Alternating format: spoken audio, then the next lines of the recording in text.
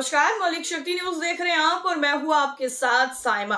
राजस्थान में एक बार फिर से बीजेपी के खिलाफ जो विरोध है वो काफी ज्यादा तेज हो गया है, क्योंकि राजस्थान में भजनलाल शर्मा के नेतृत्व वाली भाजपा सरकार पर गुज्जर समुदाय के नेताओं ने 17 महीने की सत्ता में उनकी मांगों को अनसुना करने का गंभीर आरोप लगाया है। इसके बाद गुज्जर आरक्षण संघर्ष समिति के अध्यक्ष विजय बैंसला ने कहा कि सरकार ने गुज्जर समुदाय के लिए जीरो काम किया है, जिसके चलते समुदाय ने 8 जून को भारतपुर के पीलूपुरा गांव में रेलवे ट्रैक के पास महापंचायत बुलाने का फैसला किया है। गुज्जर समुदाय का ये कदम अप्रत्याशित माना जा रहा है, क्योंकि विजय बैंसला पर बीजेपी नेता की छाप लगी हुई है। विजय बैंसला गुज्जर आरक्षण आंदोलन के जनक स्वर्गीय कर्नल किरोड़ी सिंह बैंसला के बेटे हैं और उन्होंने 2023 के विधानसभा चुनाव में भाजपा के टिकट पर टोंक से डेरोली उनियारा सीट से चुनाव भी लड़ा था, लेकिन कांग्रेस के उम्मीदवार से वो हार गए थे। उन्होंने 23 मई को पीलूपुरा के शहीद स्थल से महापंचायत का प्रस्ताव रखा, जो 2008 के आंदोलन का केंद्र था, जहां पुलिस की गोलीबारी में कई गुज्जर प्रदर्शनकारियों की मौत भी हुई थी। इतना ही नहीं, विजय ने यह भी कहा है कि पिछले 17 महीनों से हम सरकार से लगातार बात कर रहे हैं, लेकिन कोई प्रगति नहीं हुई। इसलिए समुदाय के नेताओं ने महापंचायत बुलाने का फैसला किया है। गुज्जर समुदाय ने महापंचायत के लिए बड़े पैमाने पर जुटान भी शुरू कर दिया है। कई घरों में पीले चावल भेजकर निमंत्रण दिया जा रहा है।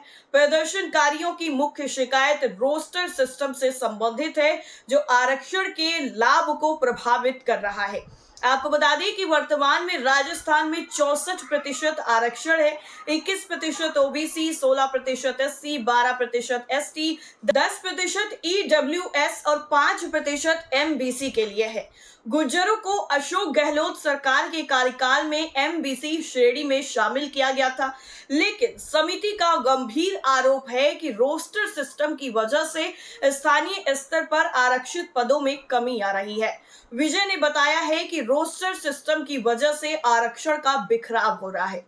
उन्होंने कहा कि 100 रिक्तियों में हमें 5 पद मिलने चाहिए, लेकिन सरकार इन पदों को तहसील, जिला और विभागों में बांट देती है। अगर किसी वर्ग में 18 पद होते हैं तो एमबीसी को कुछ नहीं मिलता।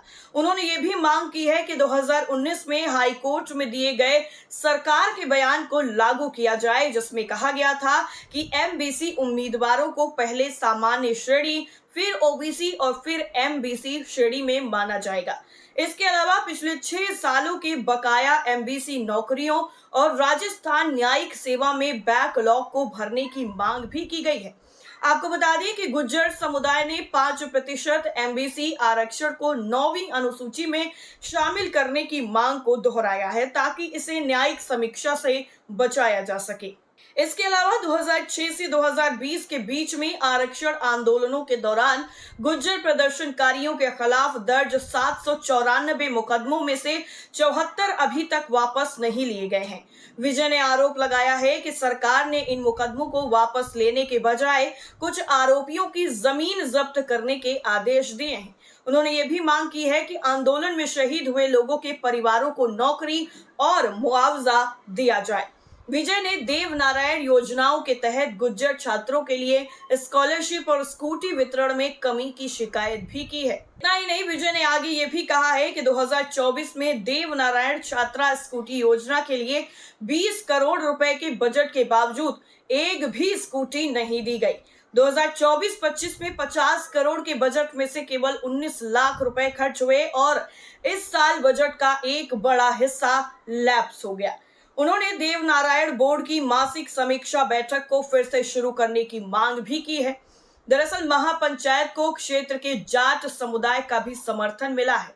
जाट नेता नेम सिंह फौजदार, जो भारतपुर और धौलपुर के जाटों को केंद्रीय ओबीसी सूची में शामिल करने की मांग कर रहे हैं, उन्होंने भी 8 जून के प्रदर्शन का समर्थन किया है, जो एक बार फिर से भजनलाल सरकार की मुश्किलें बढ़ा सकता है। वहीं दूसरी तरफ उत्तर प्रदेश की मऊ विधानसभा सीट से विधायक अब्बास अंसारी की विधानसभा सदस्यता रद्द हो गई है, जिसको लेकर चर्चाओं का बाजार एक बार फिर से गर्म हो गया है।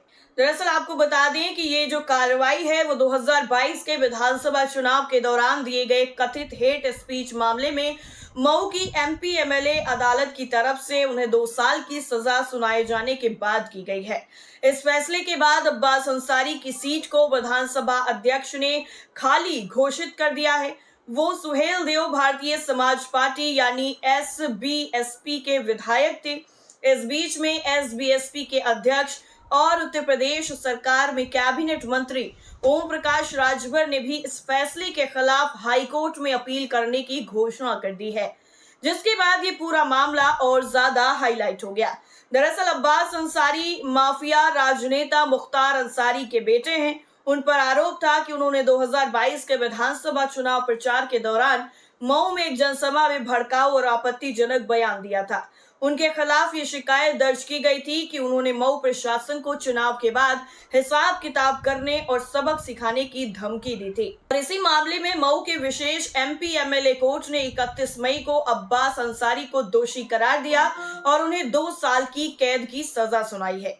कोर्ट के इस फैसले के बाद उत्तर प्रदेश विधानसभा सचिवालय ने त्वरित कार्रवाई करते हुए अब्बास अंसारी के विधानसभा सदस्यता रद्द कर दी। आपको बता दें कि विधानसभा अध्यक्ष सतीश महाना ने 1 जून को उनकी सीट को रिक्त यानी खाली घोषित कर दिया, जिससे मऊ विधानसभा क्षेत्र में उपचुनाव की संभावना भी बढ़ गई है।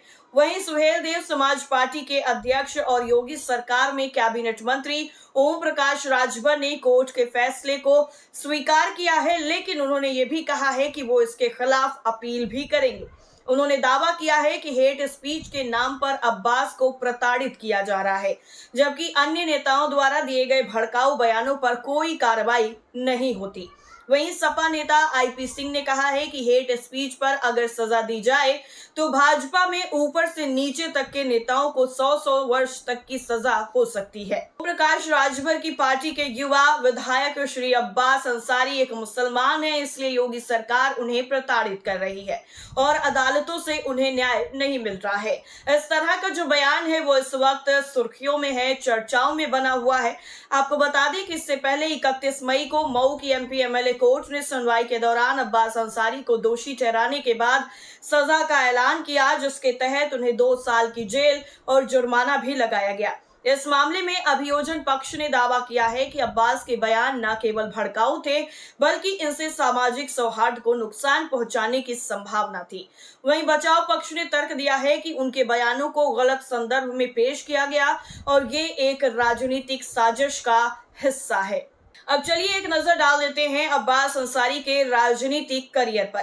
दरअसल अब्बास अंसारी ने 2022 के विधानसभा चुनाव में मऊ सीट से सुहेल देव भारतीय समाज पार्टी के टिकट पर जीत हासिल की थी और ये सीट लंबे समय से उनके ही परिवार के प्रभाव क्षेत्र में रही है और उनके पिता मुख्तार अंसारी भी इस सीट से कई बार विधायक रह चुके थे।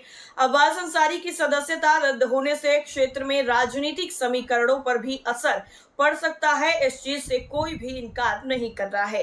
अब्बास अंसारी की सदस्यता रद्द होने के बाद मऊ विधानसभा सीट पर उपचुनाव की संभावना बढ़ गई है और ये सीट पूर्वी उत्तर प्रदेश में राजनीतिक रूप से काफी ज्यादा अहम मानी जाती है और इस क्षेत्र में विभिन्न दलों के बीच में कड़ा मुकाबला भी देखने को मिल सकता है। एसबीएसपी और राजभर समुदाय के लिए ये सीट प्रतिष्ठा का विषय बन सकती है, क्योंकि ये उनकी राजनीतिक ताकत का प्रतीक रही है।